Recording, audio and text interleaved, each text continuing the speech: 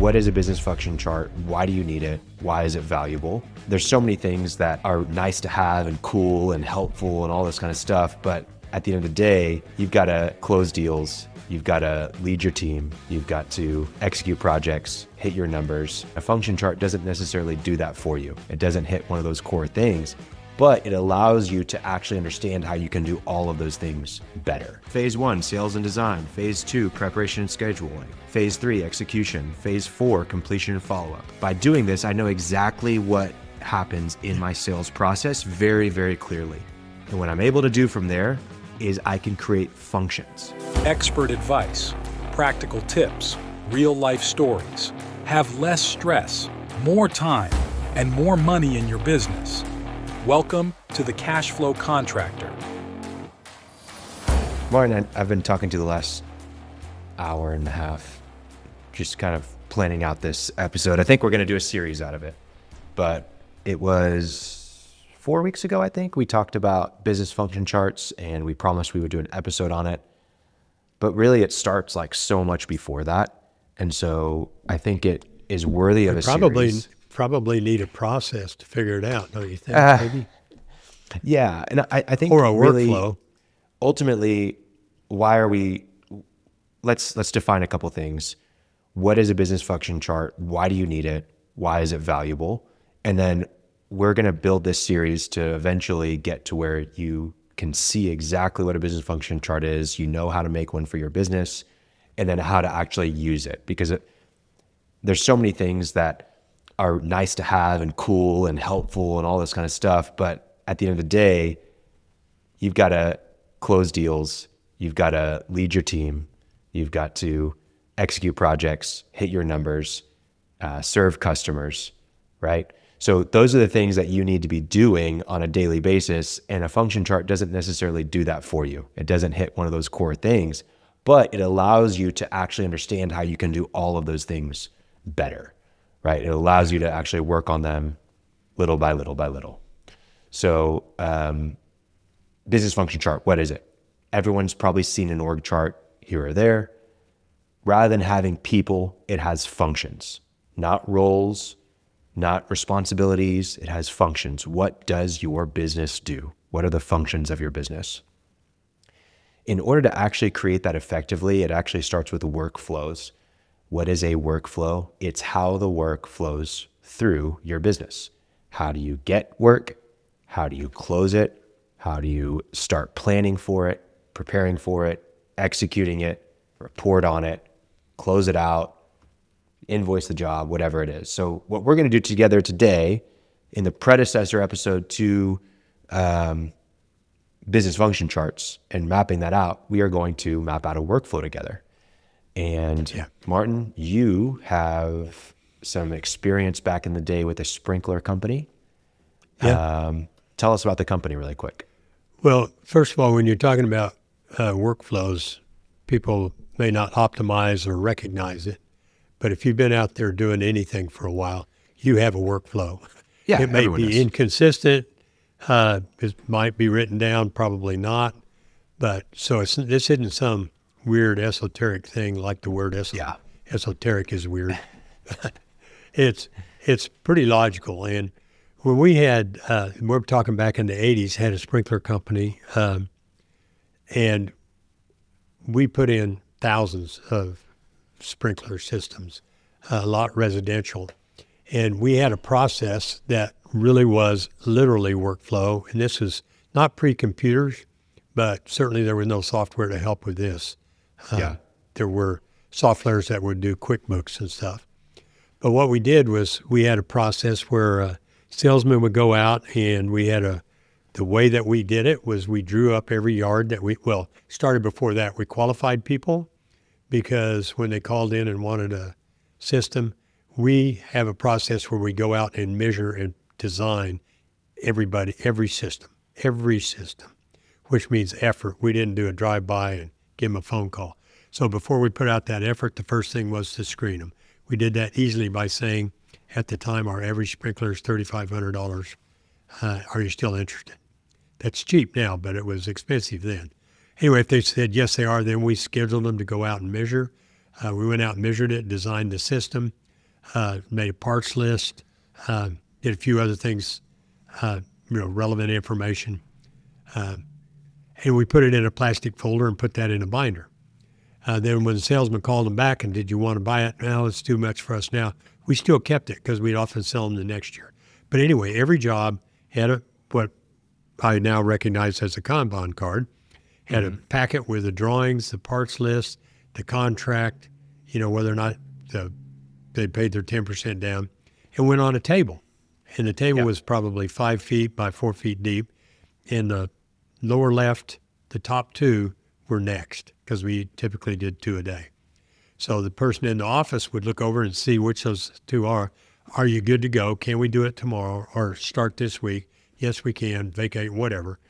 Then call Okie Locate, which people recognize the ground. Not Okie elsewhere, but anyway, looking for buried lines and all that. Ordered the parts, had them delivered to us. When the trucks came back, they loaded them up and ready for the next day. So things moved through the process until they got down to the next up. Then we had processes for getting the parts, the material, all that. So it really was a pretty neat process. It would get messed up when somebody said they were going to be home and then had to leave town. And you have to give the locators at least a day, so you can't just add some. Anyway, it would get messed up. But it was pretty good, and it was visual. You walked in there, somebody said, really when am I? And I say, you're on 22, baby. That's where you are. Well, and that's what's nice. So everyone has workflows. Work is flowing through your business if you're in business, right? Yeah. We all know that.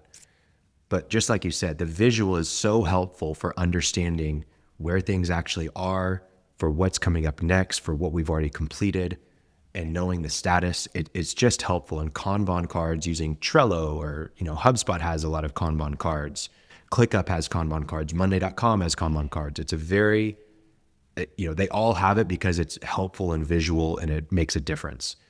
But how do you decide? I use the word, but you might define Kanban cards. Kanban cards, every single project you would have would be a Kanban card, and it would literally be just a piece of paper or a sticky note or whatever it is. On software, it would be a Kanban card. And on there would have all the details of, okay, who is this for? Where is it at? What are we doing? All that kind of stuff. And then it would just go from one stage to the next of the project. Okay, we have a sales call. Okay, we're doing a job site walkthrough. Then we are gonna, send the proposal over. Okay, now we have to get it on the schedule. All right, now we need to collect the deposit. Right. Okay, now we need to order the materials. It would just go step by step by step through the process, and the card would just move along as it goes. So how do you actually get to the point where you can use those Kanban cards effectively and know what you're doing? You have to map the way the work flows. You have to create a workflow, and what's different about it, your workflow is going to be exhaustive. It's going to cover every little detail from start to finish, right? And your Kanban stages, the stages that you're going to use to actually move your Kanban card through, are not going to be as extensive and exhaustive as your workflow. They're going to be just related. You may just have a pipeline, is what I would call, where you would move your Kanban card through a pipeline with different stages. Your pipeline may just be around sales. Your pipeline may just be around preparation. Your pipeline may just be around job execution. Your pipeline may just be around another portion of the business where it's like, your invoicing and your collections and post-job activities. So you have multiple pipelines inside of a workflow, right? Quick ad break to tell you a little bit about OpenPhone. If you're a contractor that has a single cell phone, you're probably inundated with text messages and phone calls, oftentimes that you can't be responsive to or that you can't answer at all. So what's the solution? You can buy another office line with Verizon or AT&T, and you can have an iPhone that is passed around from employee to employee, depending on who's on call. But what if there's a better way? What if there's a way that you can have all your phone calls recorded to go back and listen to later, transcribed with summaries so that you can get a quick glance at what happened during the phone call, and even connect it to your CRM where it's where all your other customer information is. OpenPhone is the perfect solution because it does just that. You're able to add all the users you need to for whoever needs to have access to the lines for your company phone. And then you can also find all of the information you need at a glance with a centralized location for all phone calls and text messages with your customers. Whether it's for marketing, for sales, or for service, OpenPhone is the perfect solution for you and your team. If you're interested, we have an offer down the show notes from OpenPhone. Please click the link down the show notes, or you can see it here on your screen to be able to find more information about OpenPhone. Thanks for listening. Back to the episode. Martin, let's actually jump in because I think this is going to help people understand how this would actually work.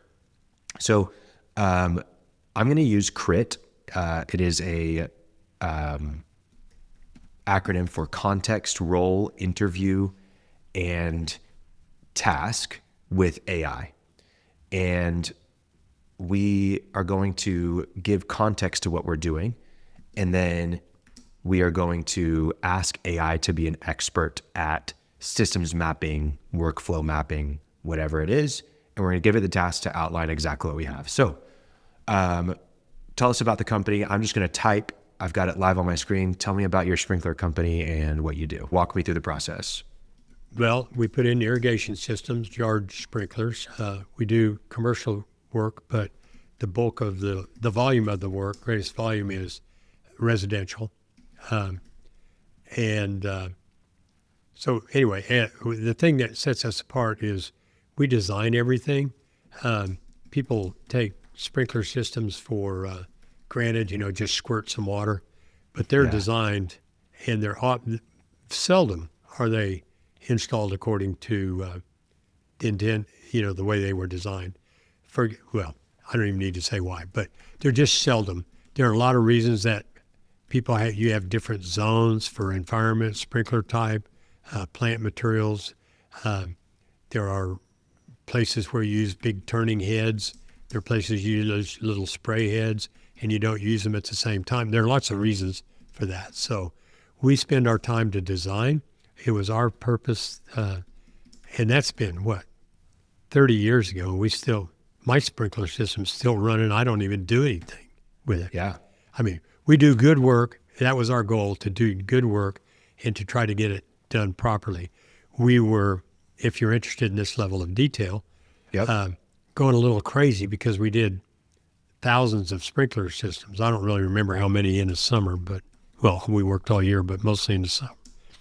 But we'd have 2 or 3 going at the same time, and we'd be trying to go to the parts house and buy the pipe and the heads and all this kind of stuff, which took time because our guys always went in and talked to the cute young lady who worked there, and took them an hour. Anyway, we just had kind of chaos and craziness.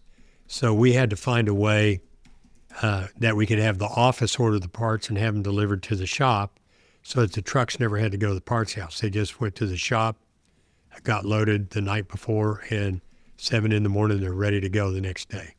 So does that kind of answer your delivered to the shop? More detail? No, this is good. Tell me a little bit about the process. Why don't you tell me what your process was? For us, let's start with leads. How did you get leads? We got leads, believe it or not. One, good reputation. We had stickers in everybody's house. Yeah, referrals. This was pre-internet. I mean, pre-internet. The internet did not exist. That's fine. It did. It was DARPANet, but it's military. Yeah. Anyway, it was pre-internet. We went to the State Fair of Oklahoma, and we'd come out of there with 300 leads. And we would events. Work them all winter. You get some from events. You'd get some from Yellow Pages, right? So we were in Yellow Pages at cheap. Yeah. I'm going to say online leads. Yeah. Okay. Well, it would be today. Yeah. Okay. So you got leads, then what would you do? We would call them up when they came up according to various criteria, but our sales guys' location, if they were in a town 100 miles away, we would do it, but not in the summer. Sure. I mean, we'd have to charge them 10 times as much. So we'd make some visual, not corrections, but judgments there. But after that, it was in order of who called. And when you say call, would you go, is this a visit or is this a call? A phone call or is this a visit? Well, I just said called. What I mean is signed up at the fair with, we had notes. So you sign them up and then what happened? Then we would call them. Phone call. Because to set up an appointment. Okay. And always, as I say, whether they called us or we called them, first qualifier was, I think I already said this, but we would tell them that our average sprinkler costs $3,500, which not much now, but was a lot then. You could get systems a lot cheaper. And that, we thought it would be $1,000. Well, talk to you later. Thanks a lot. Yep. So initial phone call to qualify the opportunity. You would schedule the appointment. Then when you go out for the appointment, is that a design appointment first?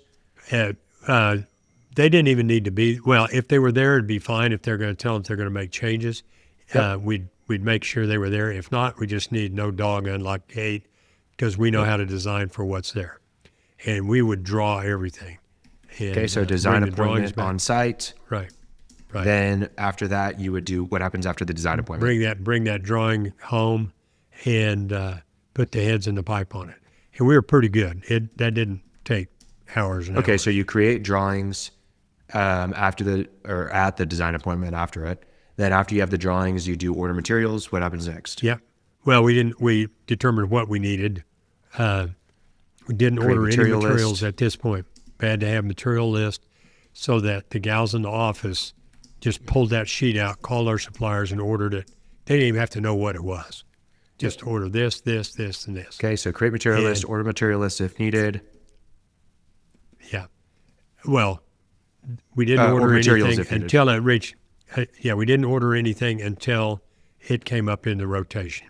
So once we'd done that, we would call them back, give them the price. Oftentimes we had to take the drawing back and show them.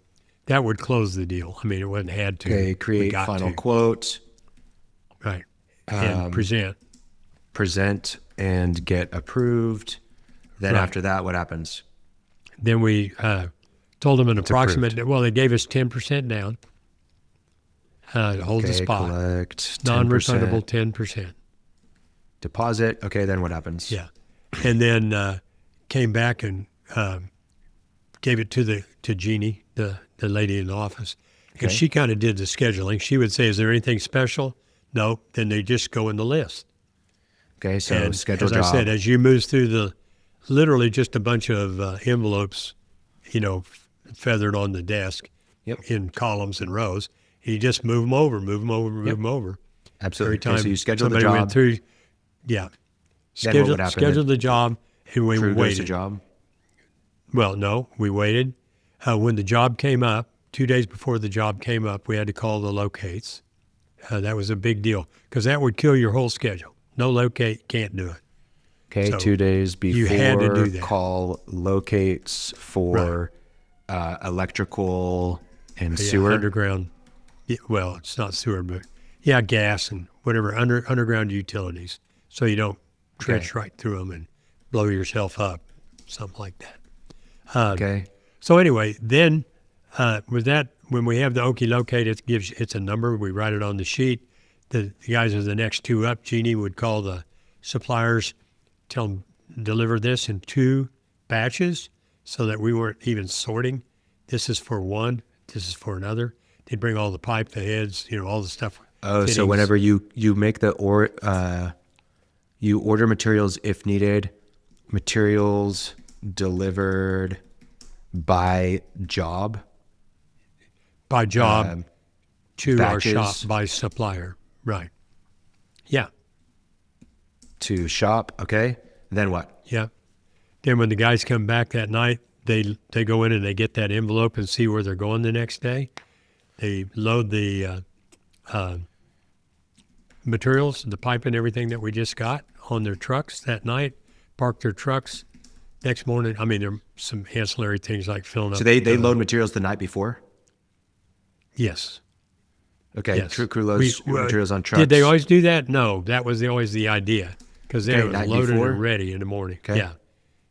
And they would do it quickly because they wanted to get home. So it doesn't take much to load. Okay. Then the next day they would drive to job They're site. Ready to go. Yep. And complete job same day.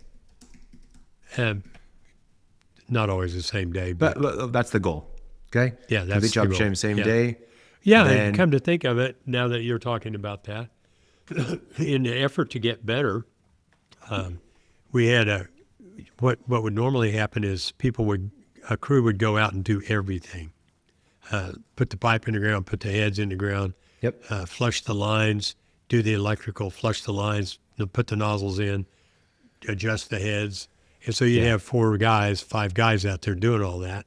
And we thought, we're not going to, and wait while the crew chief got paid.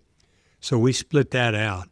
That people went in and put the sprinklers in, put everything in the ground, but didn't do the flushing or final adjustments. So then the salesman would go out and do that, stick the nozzles on, and flush it, show people how to use it, and collect the check. And in the meantime, the crew's over doing another job. That didn't always work out So perfectly. let's get that down. So the job site is, they drive to job site, they complete the job the same day. They, It's not really completed. It's installed, but it's not flushed and operating. okay, We'd so have one guy come and do an that. install job same day. Right. Salesperson, notify salesperson. Salesperson comes out to flush system and Nozzle. nozzles And set the timer, teach the Set homeowner how timer. to use the and teach controller. Yeah. homeowner to how to use system How to operate the system. Yeah. and collect check. And 90%. I'm not worrying about yeah. spelling. It's just going to get it all, from homeowner. Okay. Then once it has collected check from the homeowner, what happens? They bring the check back to the office and load Check up the to next job. office. Or the sales guy would bring it back. Whoever got it. Add customer to referral program list. Yeah. Get And a we did. review. I think I've told you about Yep. that in the past. We had sheets of, this is pre-internet, as I said before. So you didn't have referrals and Google didn't exist and all that. But we had sheets of paper with what would have been labels if they were label papers with names and addresses, probably 10 pages of those. So maybe 300 names that we gave everybody on a stapled 10 pieces of paper and said, probably know somebody in here, call them. And they did. Usually people would know somebody. Yeah. Okay. So what I'm doing now, we've given all that stuff. I just listed in bullet points for the context. Now I'm giving the role to AI. I'm saying you're an expert systems mapper for small construction businesses. You know how to map workflows that clearly explain how the work is done. Okay. Now I'm going to give it an interview task. So I'm going to say, ask me up to 3 questions. One at a time to gain clarity and context. Then I'm going to go to the task. What we want it to do is we want it to create an outline of how work flows through our business in a clear workflow. Separate. We want it to separate or create dividers for different functions in the workflow, sales, prep, execution,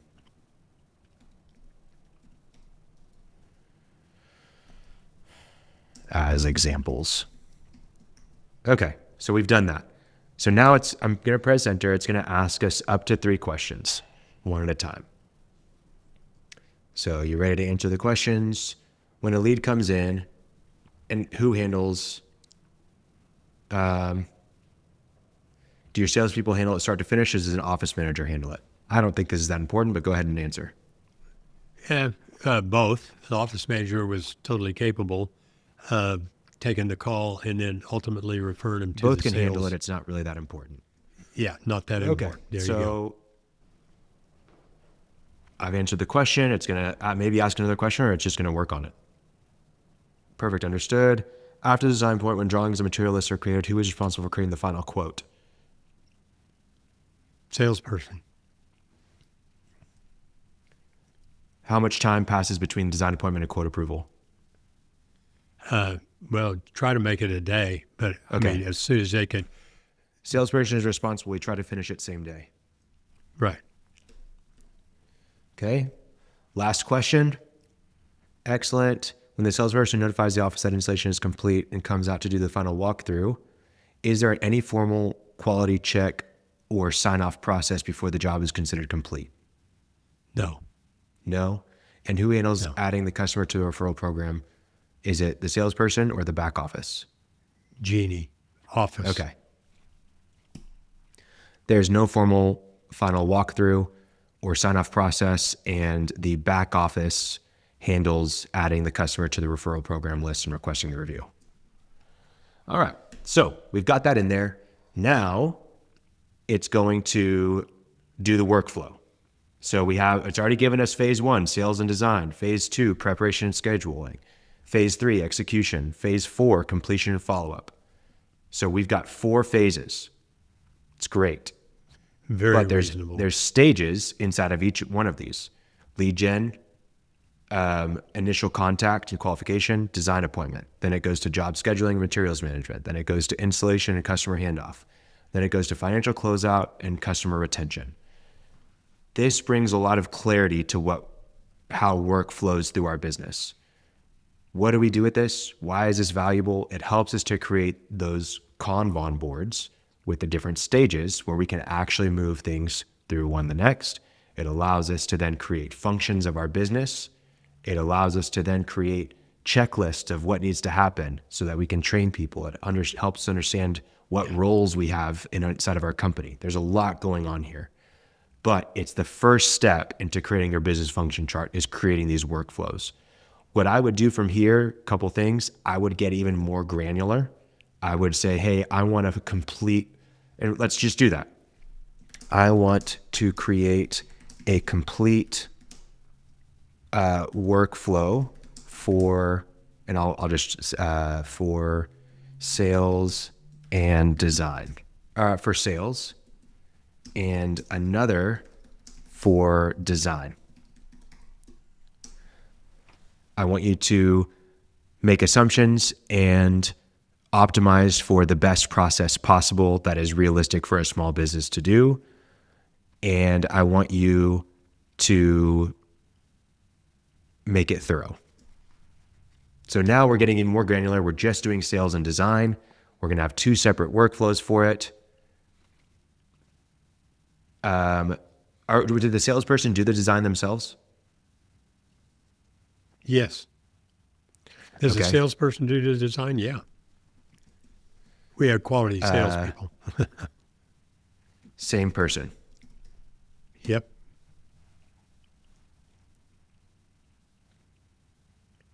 I don't know if it's going to just do it or if it's going to ask a question. For the sales workflow, should this cover from initial lead receipt through this, or do you want it to end at a different endpoint? Up until deposit, and then should this start when the design appointment is scheduled and end when the deposit collector? Do you want start for the workflow? The design workflow starts when scheduled, and when does it end? The design deposit- workflow? Yeah. The design workflow ends when they take the drawing back out and show the customer to close the deal. I mean, there's no further design work going on. Okay. Let's just make it one workflow since it is one person. You have the correct start and end points. Okay, there it is. So now it's going even further detail onto our workflow for the sales and design. So let's look at it. Step 1, lead intake. Initial qualification is step 2. Step 3, on-site design appointment. Step 4, quote creation. Step 5, quote presentation and approval. Step 6, deposit collection. And then it even gave us the deliverables. The deliverables are a detailed irrigation system with drawings, a complete material list, an approved quote, a 10% deposit, and customer information for scheduling. Yep. And then the next phase, it moves to the preparation and scheduling. So now this is really helpful. We've got steps of exactly how things work. Now we have meet customer at property. We can have a checklist for meet customer at property. When you show up, you're professional, you're wearing the right clothes, there's not mud on your jeans. And if you're gonna be, when you show up at the property, you have to have the door code or a gate code. Whenever you show up at the property, to make sure there's no dog there. Whenever you show up at the property, you leave a handwritten note. Thanks for letting me come by today. Appreciate you letting me walk around your yard. Excited to talk further, right? So you can create checklists for all these things. Now what I want to do is please create a mermaid flow chart for this workflow. And this is the last thing we'll do. This is what we're going to stop. Okay. And I think I've done this on a previous episode, but I love having the visual of a flow chart for this. And so it's going to go and it's going to create exactly what this looks like. And what I want to do, I can't see the visual, just code. Please show visual. So now it's going to take that. It'll turn into a visual for us. What? It will not. Maybe it's not. If something's wrong with it, I've got to play with it. But essentially, you would get a visual of exactly what this looks like that you could share with people. Which so, is like Martin, what you showed me. Yeah. Yeah, and I'll show that on the next episode. The important thing to note is, with AI, you can spend an hour and you can go through this for every area of the entire workflow. And you can have a clear outline of exactly what your business does. By doing this, I know exactly what happens in my sales process very, very clearly. And what I'm able to do from there is I can create functions. So now I know my sales functions.